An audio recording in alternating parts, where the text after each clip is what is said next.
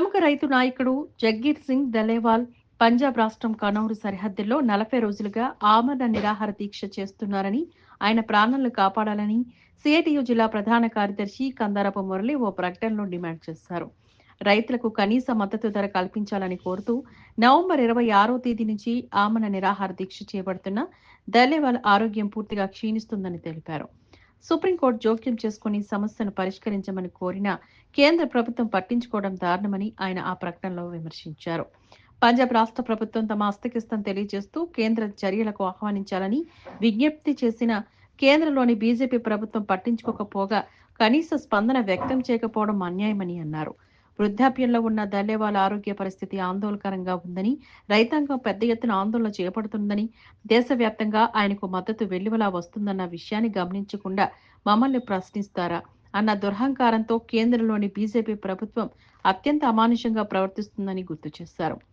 మోడీ ప్రభుత్వానికి ఏమాత్రం చిత్తశుద్ధి ఉన్నా తక్షణం రైతు నాయకుల బృందాన్ని చర్చలకు ఆహ్వానించాలని, రైతు సమస్యలపై సానుకూలంగా స్పందించాలని, దల్లేవాల్ ప్రాణాలు కాపాడాలని సిఐటియు జిల్లా ప్రధాన కార్యదర్శి కందారపు మురళి ఓ ప్రకటనలో విజ్ఞప్తి చేశారు. నమస్కారం. రైతులకి కనీస మద్దతు ధర కల్పించాలని రైతు నేత దల్లేవాల్ జగ్బీర్ సింగ్ దల్లేవాల్ గారు పంజాబ్ రాష్ట్రంలోని కనౌరీ సరిహద్దులో చేపట్టినటువంటి ఆమరణ నిరాహార దీక్ష ఈ రోజుకి 40వ రోజుకు చేరుకున్నది. మనకందరూ కూడా తెలుసు, ఆంధ్ర రాష్ట్ర భాషా ప్రయుక్త రాష్ట్రాల సాధన కోసం తెలుగు వాళ్లకు ఒక రాష్ట్రం ఉండాలని చెప్పి పొట్టి శ్రీరాములు గారు ప్రారంభించినటువంటి ఆమరణ నిరాహార దీక్షలు చివరికి ఆయన ప్రాణాలు హరించిన తర్వాతనే రాష్ట్రం ఏర్పడింది. ఒక సుదీర్ఘకాలం పాటు పొట్టి శ్రీరాములు గారు ఈ ఆమరణ నిరాహార దీక్షల్ని నిర్వహించారు. ఆ తరువాతి కాలంలో ఇంత సుదీర్ఘమైనటువంటి పద్ధతిలో నిర్వహించిన వాళ్ళు చాలా పరిమితమైనటువంటి వ్యక్తులు ఉన్నారు. ఇప్పుడు నవంబర్ 26వ తేదీ నుంచి కనౌరీ సరిహద్దుల్లో జగ్బీర్ సింగ్ దల్లేవాల్ గారు ప్రారంభించినటువంటి నిరాహార దీక్ష ఈ రోజుకి 40వ రోజుకు చేరుకున్నది. ఆయన ముదుసలి వయసు రీత్యా కూడా చాలా పెద్ద వయసు ఉన్నటువంటి వ్యక్తి.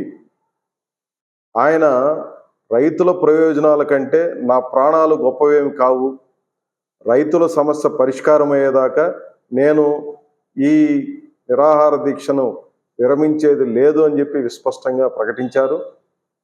ఆయన నిరాహార దీక్ష శిబిరం చుట్టూతా రైతులు వేల సంఖ్యలో గుమిగూడి ఆయనకు మద్దతుగా నిలబడ్డారు.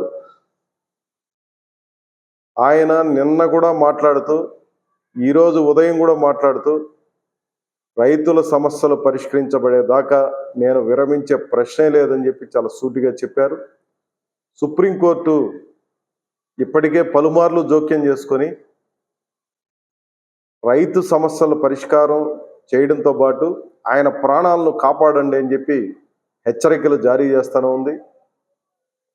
పంజాబ్ ప్రభుత్వం ఆయన నిరాహార దీక్షను మేము మాన్పించలేము, మా వల్ల కాదు అని చెప్పి చేతులు ఎత్తేసింది.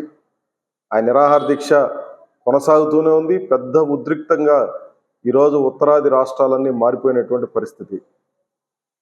ఆయన ఒకటే అంటున్నాడు, కనీసం కేంద్ర ప్రభుత్వం చర్చలకు ఆహ్వానించి ఈ సమస్యను చర్చించినా నేను చికిత్స తీసుకోవడానికి సిద్ధమే అని చెప్పి ప్రకటించారు.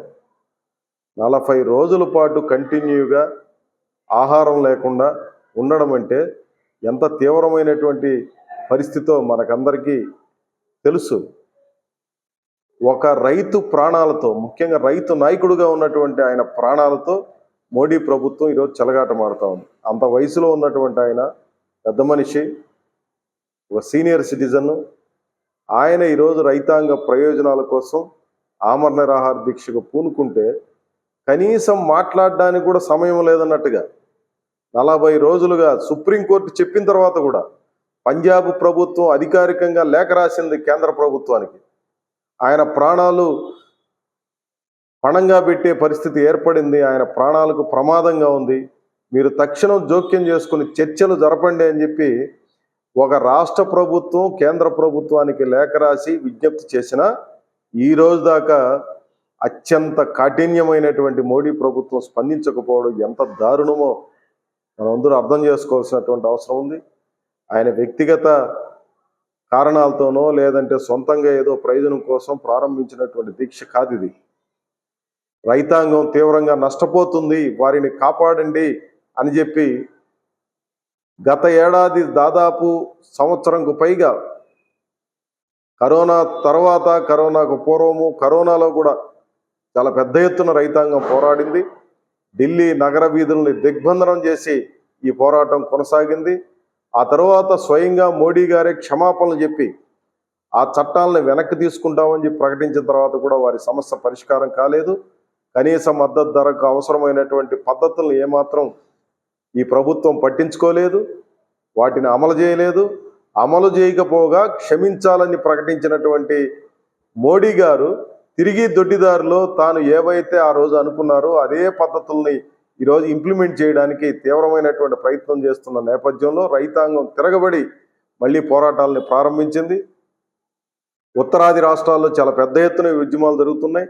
పంజాబ్ రాష్ట్రానికి సంబంధించిన రైతు నాయకుడు దల్లేవాల్ గారు తన ప్రాణాలను పణంగా పెట్టి ఈరోజు ఈ ఆమరణ నిరాహార దీక్ష కార్యక్రమాన్ని కొనసాగిస్తూ ఉన్నారు. ఇటీవల సుప్రీంకోర్టు ఒక స్పష్టమైనటువంటి ప్రకటన కూడా చేసింది. రైతుల పరిస్థితి మీద అధ్యయనం చేయడానికి ఒక ఉన్నత స్థాయి కమిటీని ఏర్పాటు చేసినటువంటి నేపథ్యంలో ఆ ఉన్నత స్థాయి కమిటీ ఒక నివేదికను కూడా ఇచ్చింది. ఆ నివేదికలో పేర్కొన్నది ఏమంటే, రైతులకి కనీస మద్దతు ధర కల్పించడం అనేది ఆవశ్యకమైంది. కేంద్ర ప్రభుత్వం జోక్యం చేసుకోవాలి, రాష్ట్రాలు కూడా దీంట్లో తగిన పాత్రని నిర్వహించాలి అని చెప్పి చెబుతూ ఈ కాలంలో 2 లక్షల మందికి పైగా ఆత్మహత్యలు చేసుకుంటారంటే దానికి కారణం మద్దతు ధర లేకపోవడమే అని చెప్పి సుప్రీంకోర్టు నియమించినటువంటి అత్యున్నత స్థాయి కమిటీ ప్రకటన చేసింది. ఈరోజు ఒక్కో రైతు కుటుంబానికి రోజుకు 27 రూపాయల కంటే ఆదాయం లేదు అని కూడా ప్రకటన చేసింది. రైతుల పరిస్థితే ఇలా ఉంటే వారిని నమ్ముకొని జీవించే కౌలుదారుల పరిస్థితి ఎలా ఉంటుంది, కౌలు రైతుల పరిస్థితి, వ్యవసాయ కూలీల పరిస్థితి ఎలా ఉంటుందో అర్థం చేసుకోవచ్చు అని చెప్పి కూడా వ్యాఖ్యానం చేసింది. సుప్రీంకోర్టు నియమించినటువంటి అత్యున్నత కమిటీనే ఈ రకమైనటువంటి ప్రకటన చేసిన తర్వాత కూడా కేంద్ర ప్రభుత్వం వైఖరిలో మార్పు లేదు. తమ ప్రాణాలకి తెగించి రైతులు ఇంత పెద్ద ఎత్తున పోరాటాలు చేస్తున్నా స్పందించకపోవడం